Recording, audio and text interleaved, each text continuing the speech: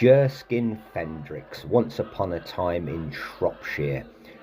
Brilliant start, minimal, just vocals and a sample loop with his voice, just wonderful. There's enough there to keep you interested and engaging, even though there's not a lot going on.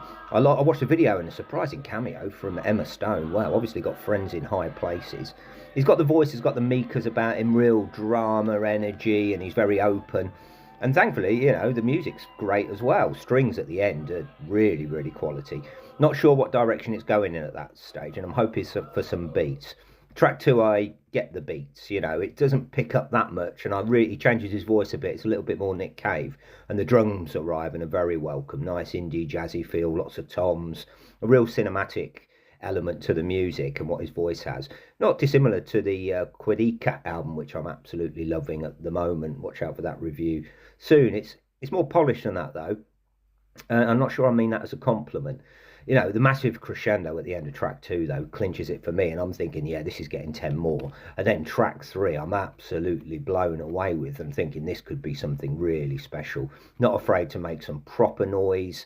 Feels real, it feels made for all the right reason. I'm completely sucked in and I'm just listening in awe.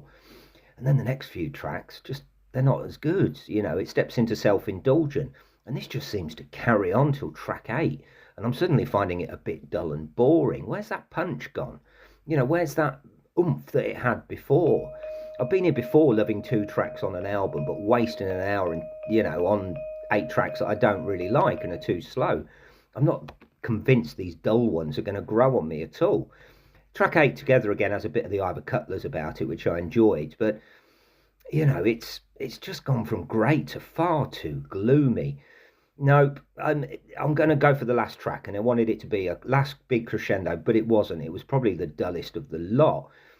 Might be my biggest turnaround ever. From track 3, I was thinking this is a 10 out of 10, but by the last track, I'm bored. So obviously talented, but cheer up, for God's sake. You've got Emma Stone as a friend. No, I'm not going to give it 10 more listens. Maybe if I get loads of people telling me I really, really should, I'll give it another go. But I'm hugely disappointed by that because he's obviously so talented. Anyway, I'm going to give it a 7 out of 10. Please like and subscribe, and don't be too grumpy with me.